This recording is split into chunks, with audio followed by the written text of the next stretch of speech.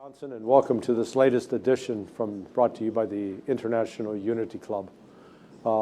It is a movement dedicated to promoting discussion and understanding between Russia and the United States, and it has been sponsored by TASS as well, providing an excellent crew. And I am very privileged to have Alexander Babakov, a senior politician. I'll even call him a diplomat within the Russian government, a man of extensive experience. Sir, thank you very much for agreeing to sit down with me. Thank you for the invitation. So let's start with the latest news, and then we'll work our way backwards. What is your reaction to the news coming out of Washington with the Trump administration now apparently backtracking on the agreements at Anchorage? We're imposing new sanctions on the oil industry in Russia and then calling for an immediate ceasefire in place.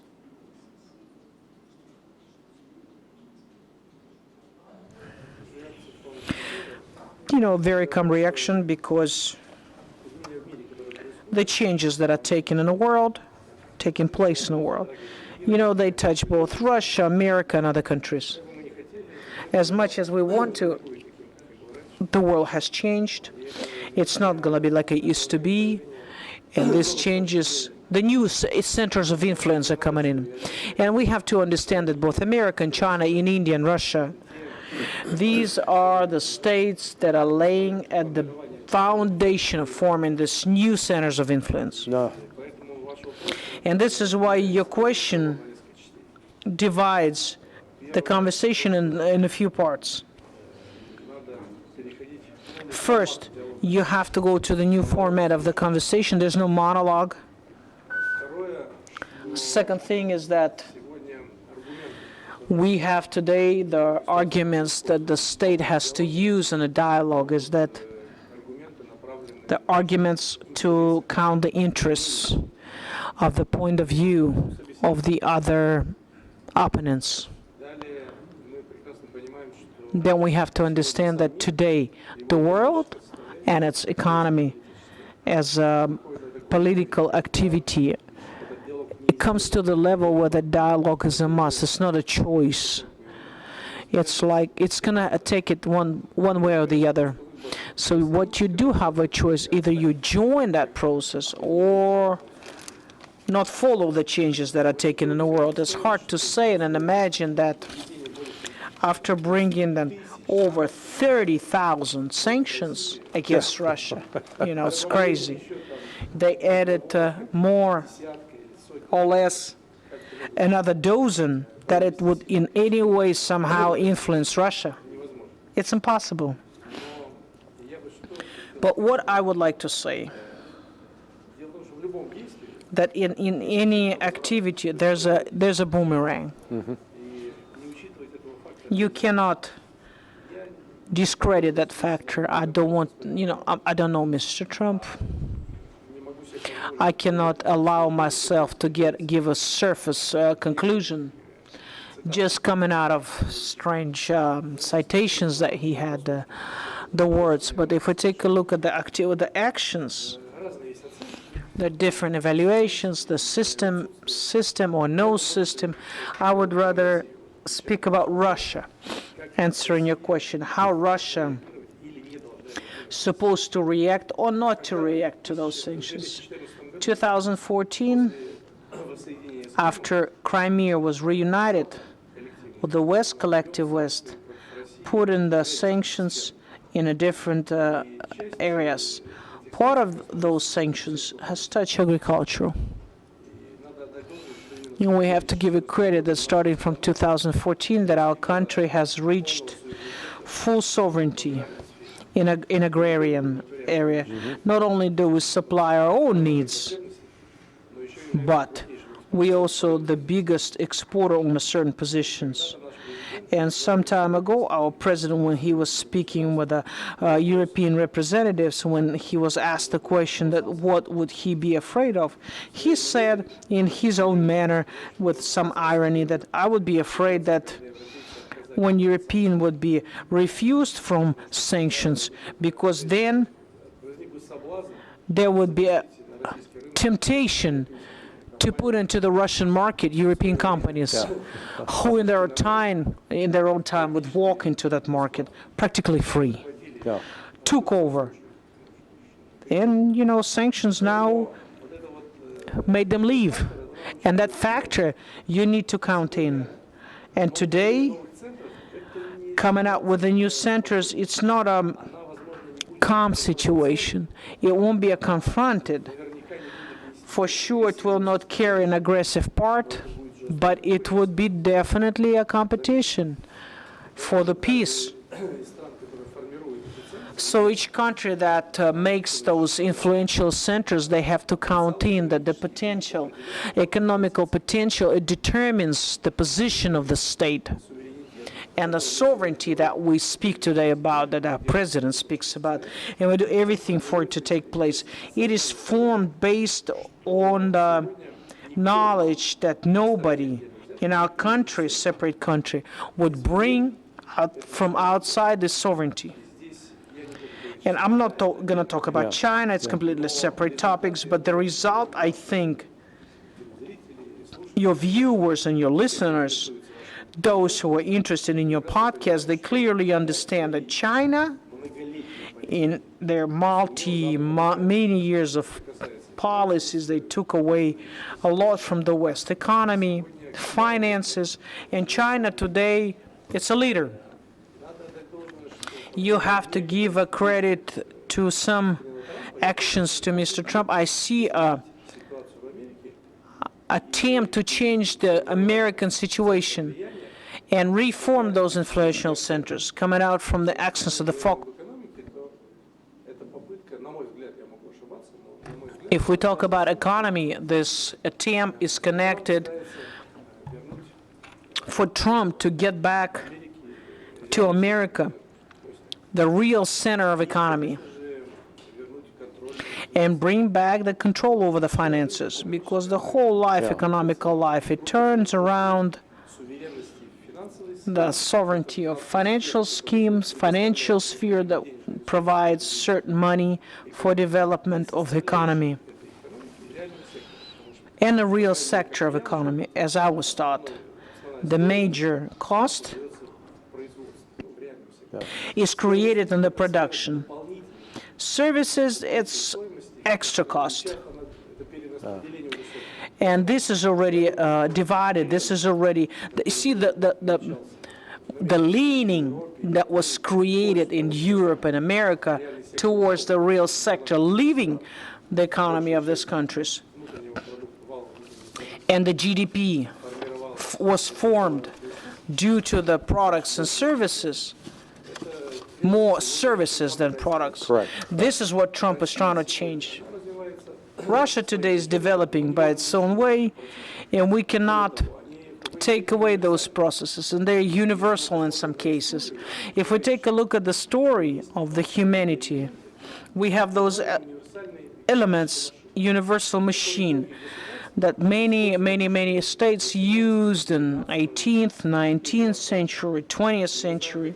And we know those stories when they give an example. It's a lot of samples. Japan, Korea, South Korea, Germany.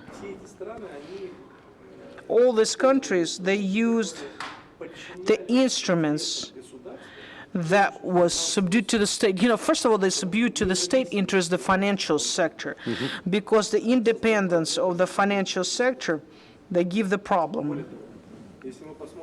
For example, if we look at the economy and the results of these countries, and America goes to it, and Russia and Soviet Union included, they went through the stages when their power and the flourishing periods, they were touching those spheres, industry, real economy sector.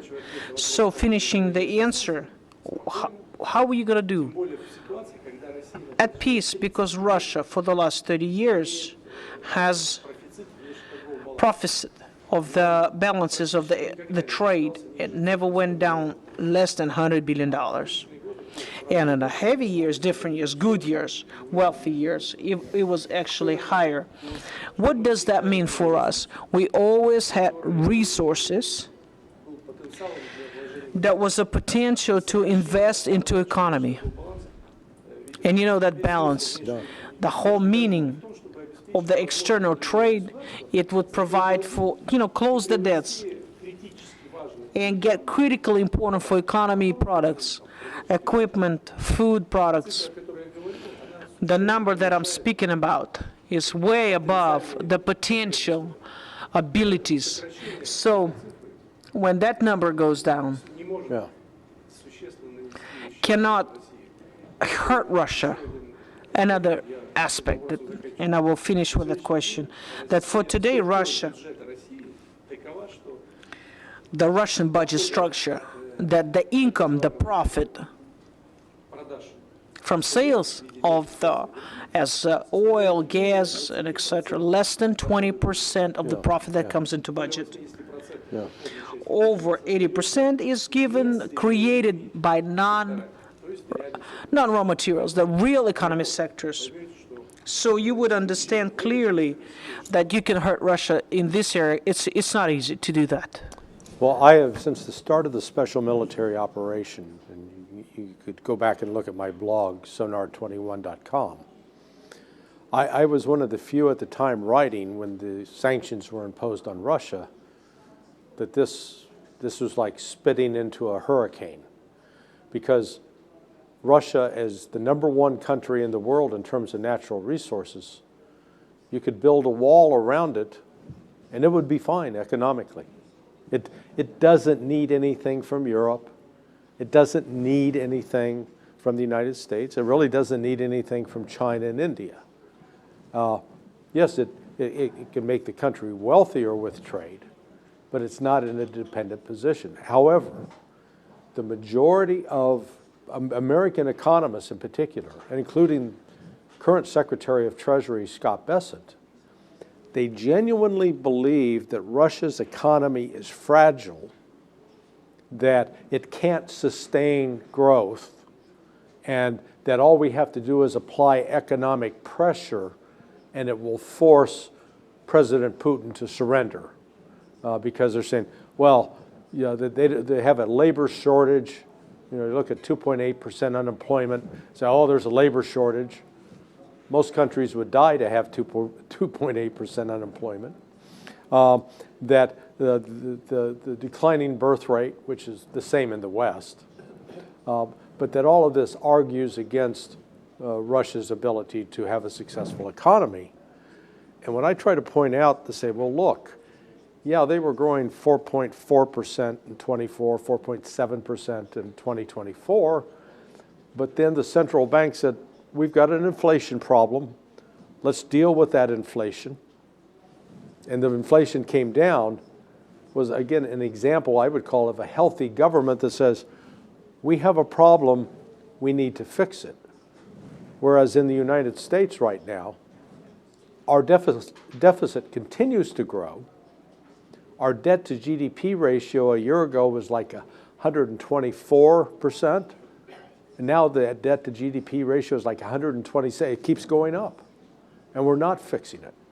So do you, as you're the #2 person within this, the legislature, do you and your colleagues understand that the West has such a misunderstanding of the Russian economy?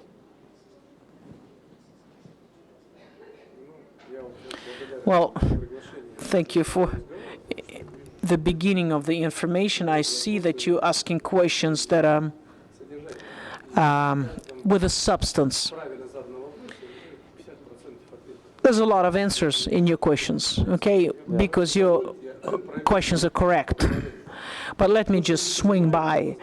They don't understand? Of course they don't. Yeah. What I say is that in my position, it's my personal position, and it's my personal. I am from the State Duma, but I give my own personal point of view. Sure. So I think that many at the West, they still look at Russia, and not just Russia, but we talk about Russia as a metropole and the colony, because if we talk about the falling apart of the Soviet Union, what it did, it relaxed the West. Here's the victory. Ideology and economy, yes. They worked through the 90s and they prevailed when Russia was just a branch with the gas and oil. And probably West thought it would be forever, that they forgot to notice those transformations that took place in the 90s in Russia. And when Mr. Putin came to power, being a president, everything coordinately changed.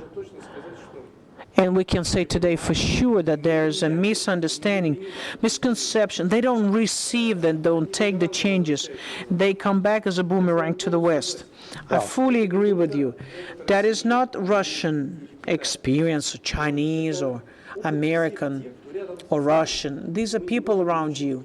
And we cannot take it out of the formula. The sovereignty of each state, it is formed from simple measures. Sovereignty, it's possibility of every state independently make decisions concerning their own direction, their own development, due to their own resources, in the interest of their own nation.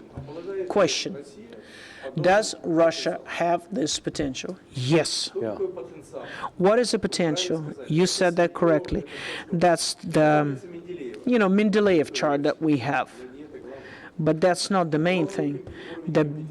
We have a high level of competency that we have from the Soviet Union. Yeah. The education, the knowledge. This is the instrument that allows us even now to implement all the targets of the goals. What are they? Can the country now cover fully itself? Some say, no, you can't. Well, 100% we don't need to, but 80, can we? Right, 80%, yes, of course we can. Number two, what is 80, what is 20? Let's not get into it. But that we are self-sufficient, that's for sure. What is taking place in the world? Does that happen in Russia only? The whole world shows that attitude, that including Mr. Trump, to external relationship and external trades. I'm not talking about tariffs and other things. To the agreement positions, they already destroyed that international instrument that for many years kept the balance of the international trade and international relationship. They don't have it today. What does it bring countries to? Necessity to find solutions. But one of the first solutions, that's a self-sufficiency. That's close what's inside that you have. What we're going to face today, that many countries today have to develop because of the internal resources. Look what China does. Yeah. Look what America does. What does Russia do? More than that. Can Russia do that? Yes, I confirm it. Yes, Russia does it, and they can do it.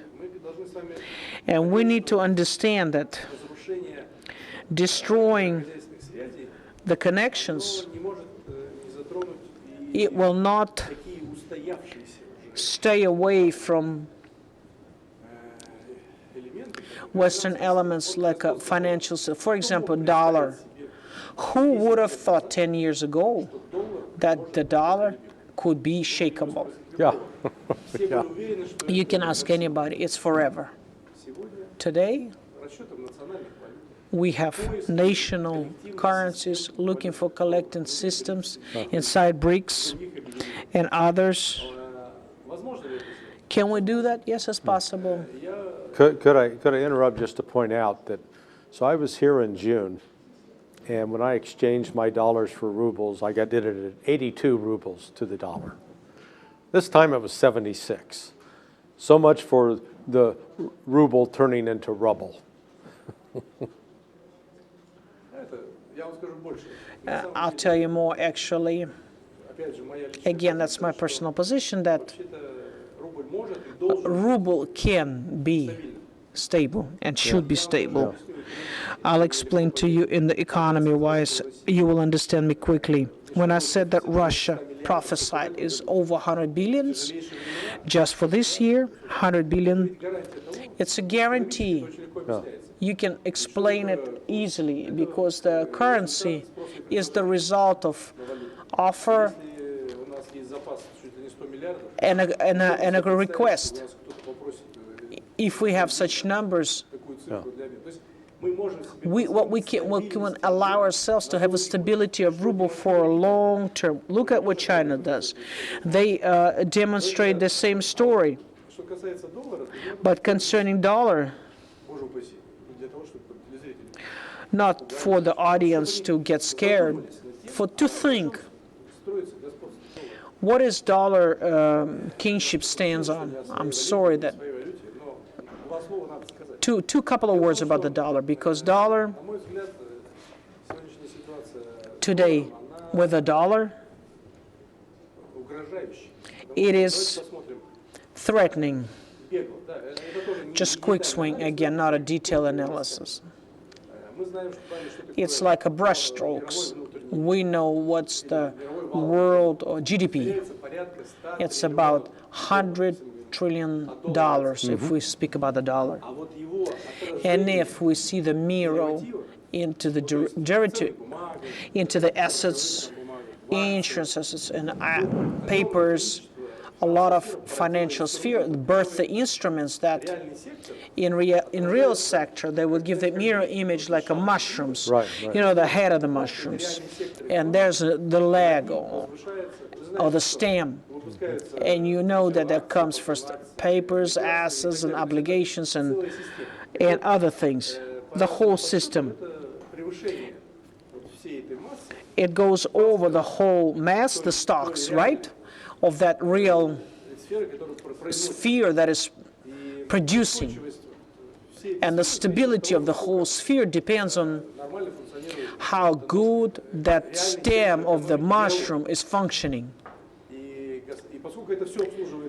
And since all that is serviced by the dollar earlier, the dollar had a colossal influence. But as soon as countries were able to look at this position with some kind of danger or doubt, that dollar becomes from currency to politics. Now the countries of BRICS, for example, they take 40% of the world production. What does it mean? That if this volume will stop serviced by the dollar, that means that the stem would go down 40%, but the mushroom, no. That means the pressure on that stem would be big, and it will be very unstable. And this is a huge, serious problem. And we see that the dollar stability is not enough. Not American basis or whatever. Otherwise, nothing can cover it. It's just the economy can make this dollar strong. Nothing else. Trump is trying to do that. It's a lengthy process. So getting back to Russia, I can say that we understand that. And we trying to make the ruble strong, stable. The questions about that, searching the resources inside the country, that Russia answers the question. That Russia is able to find those resources inside the country, as China did that earlier, just like America did that. All the mistakes that the West does, that they put us in a different position. They don't want us into the line together with them, and that's a loss on their side. We understand the economy very well. We have the potential. We're able to form economical model that does not need coming out from the outside, the pouring from the outside, the speculative capitals, and would not react to sanctions, because what can they limit? What can they do to us? For oil, what, we're going to sell it less? Yeah. And what, we cannot work with it inside the country? It's unlimited. You know, you can. It's a 100% recyclable product. Maybe we'll sell oil products. What will happen to the oil prices in the whole world? Have everybody counted what's going to happen to the whole world? Well, in fact, imposing sanctions on oil is going to raise the price of oil, which my simple understanding of math means Russia will probably make more money off of that than less. So one of your colleagues I spoke with yesterday noted, he said, look, the entire sanctions package the West put on Russia actually strengthened Russia and maybe even awakened Russia to realize, hey, we don't need them. We can do fine on our own. Do you think that's a fair assessment? Yes, fair assessment, because what happened, the mindset broke. Our president some time ago said honestly that when he was asked what he would feel sorry about, or feels sorry about, he says that at some moment, neither he or anybody else, we trusted West too much. We trusted as a partner, potential partner. Unfortunately, we were cheated many times, lied, and it played a hand to Russia, but not for the good for other countries. So I can say today that to understand the sovereignty, it will not take place in the conditions when you're relaxed. It can happen only to the hard, being a hard opponent. So we can say thank you, West, that you made us to look at ourselves and the whole situation differently. And another thing is not just to look, but financiers. Just imagine, 2022, beginning of the operation, sanctions were imposed. What the U.S. started from the financial sector, because they thought that money, they got into the sphere of, because the process, it's a top, easiest level. Money is like closed thing to control other states. Rothschild said that if you need to control, they don't need politicians of this country. And it's not just the banker who said that the influence of the financial sphere is very important. Right. They cut us off from SWIFT, doing of the credits, nothing happened. And the West have thought about that. So imagine 2022, they prophesied that GDP would go down 15 to 20%. Right. We had 1% down, and in 2030 we went up 4%. 4%. And during 22-24, our GDP product in rubles went up 50%. 50%. So even then we could have understood that we have not started. We just started to rebirth our economy center. We could have sold all the raw materials and buy anything, that we had that position. But now it's so different. So how important has the special military operation and the ensuing sanctions been in accelerating the development of BRICS and advancing BRICS? As you pointed out, I think early on, we're at the dawn of the creation of a new international financial and political order, one that's going to take a break from that which was developed at the end of World War II or the Great Patriotic War. I don't know if you'd agree with me on that or not. You know, I would say that maybe not the special operation, but the reaction to that operation. Correct. And maybe for the reasons. Because the special operation, it's a separated topic. It was birthed in Ukraine. It was born in America. So today, when we evaluate Trump's position, West should acknowledge that the reason of the special military operation practically is getting into our house with the guns and bases. Mm-hmm. If they wouldn't do that, everything would be okay. Now, that's a separated topic. Right. So that was a push, not just to consolidate BRICS. But consolidation of the world that does not take Western position. West is going down, it's shrinking because many countries don't understand that why going to freedom and independence, it is so aggressive. And it's two double standards. Yeah. And we ask the question, why are we worse? We want to be together, but together with who? Who respects us? Who don't dictate terms and conditions for us. You're not in the situation. So the reaction to these events brought to this, and we also have constant discussions when Europe and Europe is less, of course, about the frozen assets of Russia. Either they divide them or take them away or give them to somebody. You know, it's not a question of Russia. Russia's not going to get poor because of that. But being illegal in a relationship, now it's a holy place. You know, money is a holy thing. It's like an idol to West. Yeah. It breaks the trust. And this is what we need to be scared of. This is what we need to think about. The rest will deploy. Nobody at BRICS, not one leader or one who would want to join, never spoke that, hey, let's get together against somebody. Well, It also aggravates. well, we've seen, again, we can continue to see the trend, particularly among the BRICS leaders, of not using the U.S. currency.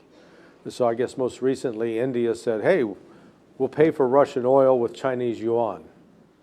And, you know, the previous role of the petrodollar gone. I've also looked at the SWIFT transactions, and this year marked, I think, the first significant decline in SWIFT transactions, which, you know, maybe that's because there's a shift to more digital platforms, but I would also argue it's a shift away from the dollars. As well as with Brazil and China, you know, China, as part of the trade dispute with the United States, said, okay, we're not buying any more of your soybeans. And then they turn around and buy the soybeans from Brazil. But again, it's not, the transaction's not in US dollars.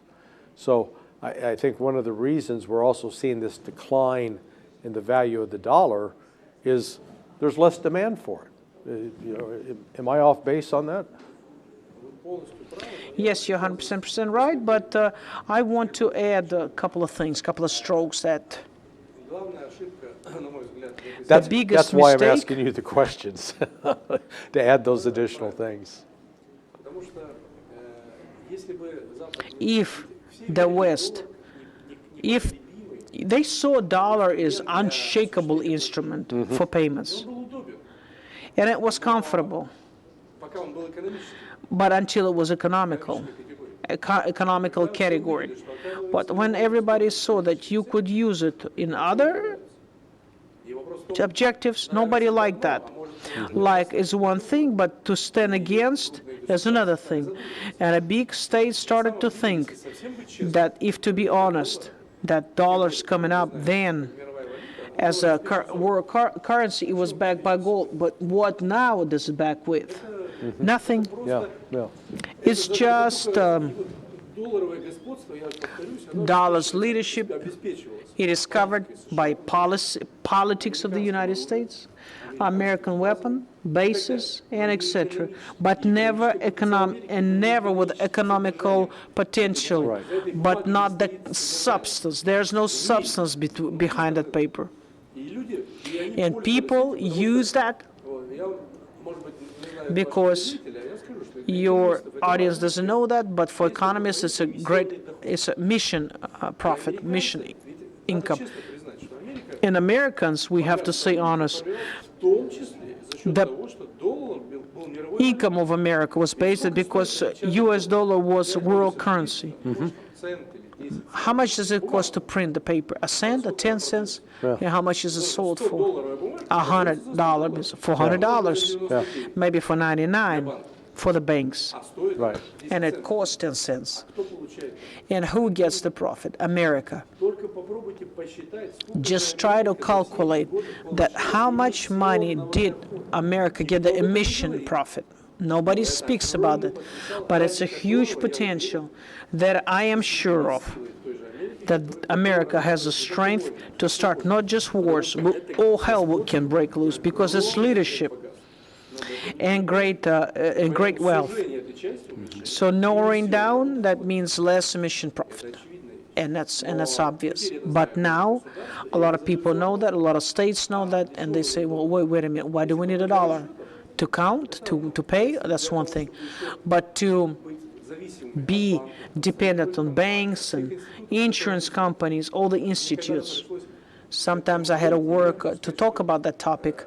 I had a chance, and there is all the foundations to speak, and Americans to have worries, be concerned that sooner or later that the world will come not to exchange the dollar, to change the dollar, because the dollar, it's not to change it, but to change the institutes that cover the leadership of dollar. Yes. Take a look at the International Monetary Fund, World Bank. We'll give this, we won't give that. They have a special operation, and against all rules that were taken, the International Monetary Fund gives credit to Ukrainians for war against all principles of functioning of that institute. So it is all breathes with politics. The whole world sees it. So if something happens in other countries, they also watch the countries. So they can do that, use that weapon against them also. So there's no trust for dollar, and you have a desire to stand against dollar with something else. So this process is not quick, but today it breaks the monopoly. So the process is destructed. It started. The destruction has started. How much time it will take, we don't know. Right. No, I think the West is blind. Many in the West are blind to I'll call it the train that's coming down the tracks that's going to run over them, without understanding how consequential these changes are. Now, within the Duma, will your legislature need to pass any new laws in order to, if you will, embrace the new economic system under BRICS?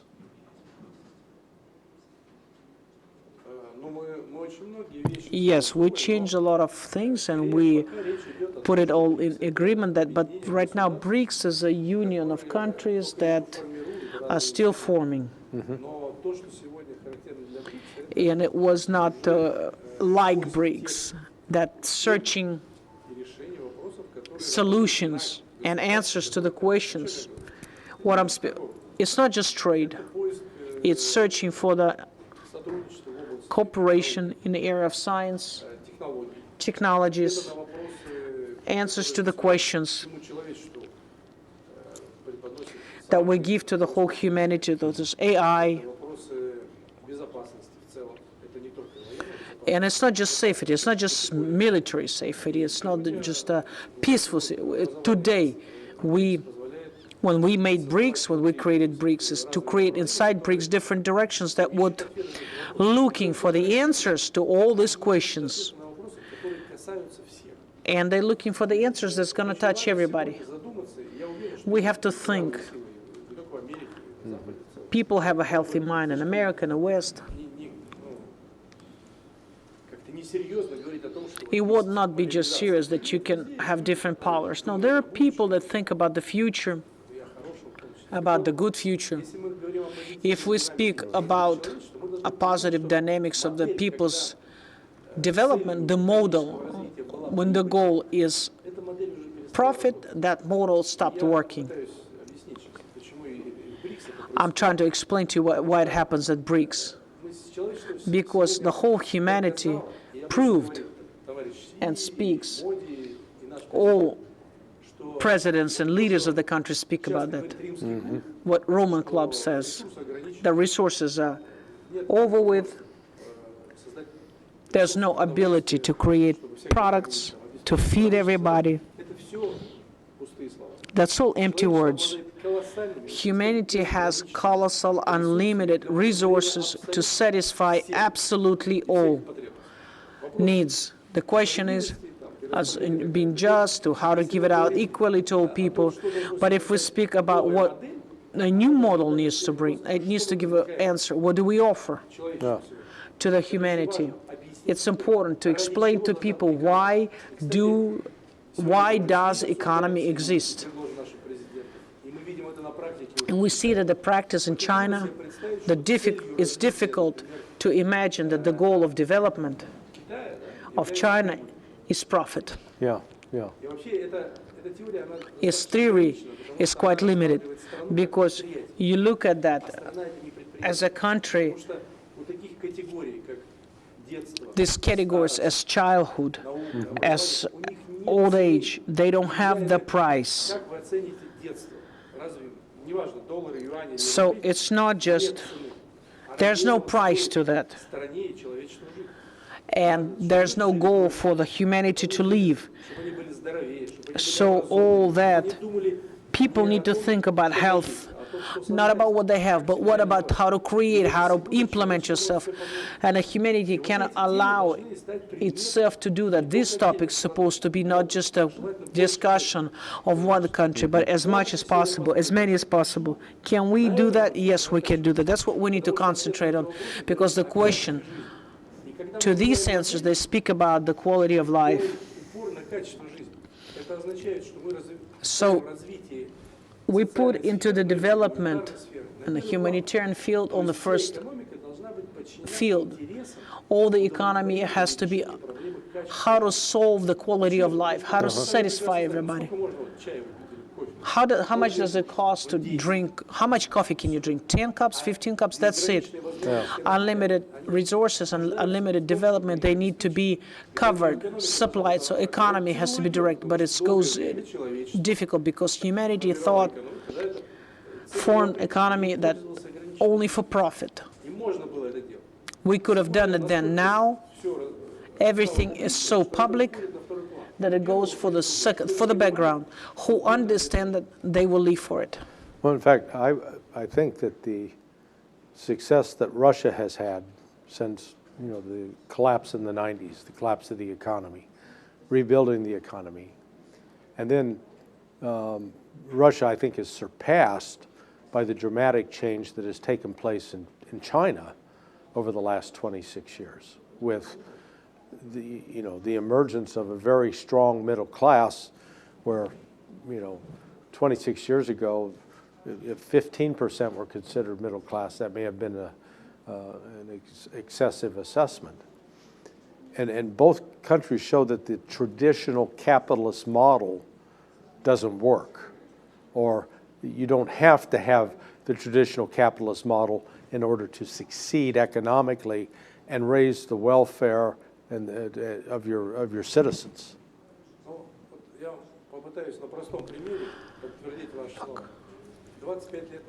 25 years ago, China didn't know what is high-speed roads. Today, they're bigger than that, 45,000 kilometers. Can we imagine, and economists know that we have built a high-speed road, that they are paid by the tickets? That's more than naive. Does it mean that the target, the goal of the construction of this high-speed road would be defeat or loss? No. It's too narrow to look at that project this way. If you just take it as in a system of a classical capitalism, you don't need that, because they're not payable. But if we speak about the quality of life, because of that a lot of territories turn into physical part to economical part, where they have high-speed road that you can build there, that you can have infrastructure, the industry. That's another approach to economical development. And today Russia demonstrates it. So not just the profit point of view. We talk about medical care, we talk about other things, science, education, and it so pays off. It just breaks your practice. And this is what Russia sees, because the quality, what are the goals that we have for development of our country? Demography, it's a real position for everybody to develop the people. Comfort is that everybody at Russia have to have with infrastructure and logistics, Medicaid, the quality of life in the same way as in Moscow, and cover up everywhere else. So this is the objective. And coming from the profit point of view, it's not payable. The profit is not there. Our country is not a corporation. So today they break the view, the point of view, and there we have examples. I don't know if that idea can go further on, but I think that for me there's an example. Europe for a long time lived on a cheap gas from Europe, from Russia. It's a fact, and we see that happens. And Europe destroys itself because politics is over economy. When Europe started to be destroyed, when it was a natural process of to being united, the countries took away the customs barrier to flow back and forth the capital, so there was good economical conditions for that. But when they got into politics, Baltics was included, Romania, they put in the countries not about economical value, but about loyalty. So Europe started being destroyed, same in economy. They changed American gas and Russian gas. Okay, good for Americans, but for Europe, that's bad. And you understand that behind the words, there's also realities. And I think that because of your conversations and podcasts, they'll understand that not all is simple and easy. Yeah, no, that's true. Let me shift the topic a little bit to the nature of the political support for the special military operation. There are some analysts in the West, and I'll specifically mention Gilbert Doctorow, who claim that support for President Putin is eroding, that there is great frustration directed at President Putin for the slow pace of the war in Ukraine, and that if he doesn't basically get tougher quick, he'll be removed. What would you say to someone like Gilbert Doctorow? I would say from the end, start from the end, that the support of our president is unprecedented, and it's reality. We watch that not just in a campaign, on the segments of our lives. In Duma, we have 5 fractions, 5 parts, 5 parties. We have 100% consolidation with the president. We have voters behind us. So if we talk about people who are on the streets, you can look outside on the streets and ask. Right. You can see it for yourself. We don't need to be proved. And the election and legality of this election. When people vote for him, 80-something percent, that means that the people has given him the power, trusted him the power. And it's a direct election. It's not through some system that is elected, electoral or something. It's a direct election. We need to respect it. And number 2, we have to talk about it that our president, we don't fight with Ukrainian people. We fight with fascists. Yeah. We cannot allow ourselves to bomb them. It's hard to imagine that Russia would, with the potential it has, would try to clear out the enemies. Right. We don't want civilians to die. And that means that we put rockets into certain spots. And then another thing, we don't need to prove anybody that we're right or wrong. We have a president and the army. So, you know, for me as a politician, it's not even correct to comment it. Right.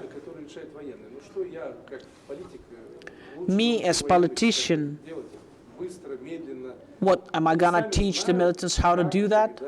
When, how, what? And I trust them. If we talk about who's against us, we have standing against us a Slavic nation. I'm not gonna divide the people. I don't think that anybody in Europe would be standing against so strong.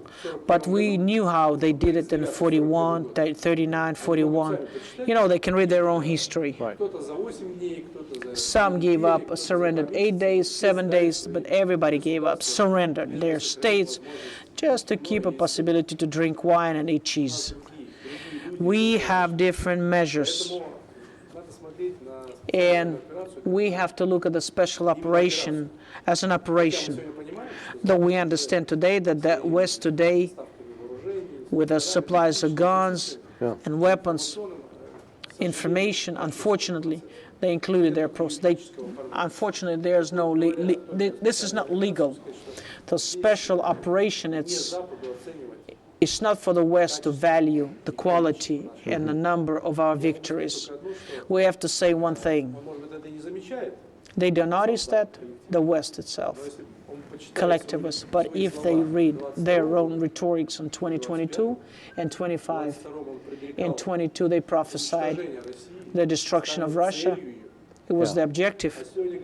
And today they say, oh, we need to stop the war. We need to stop the war, the fire. Yes, sir. Different rhetorics. And our rhetorics didn't change. And we have the same objective. Well, Mr. Babakov, I'd love to continue the conversation, but I've been given the sign that we've run out of time. So listen, thank you so much. It was an enlightening conversation. I look forward to its translation into English so I can share it with my countrymen so they can understand that, you know what? Russia's not an authoritarian state. It has politicians, informed, competent men like yourself, competent men and women. And so, listen, I thank you for taking this time. Thank you for your professionalism. Thank you. Thank you.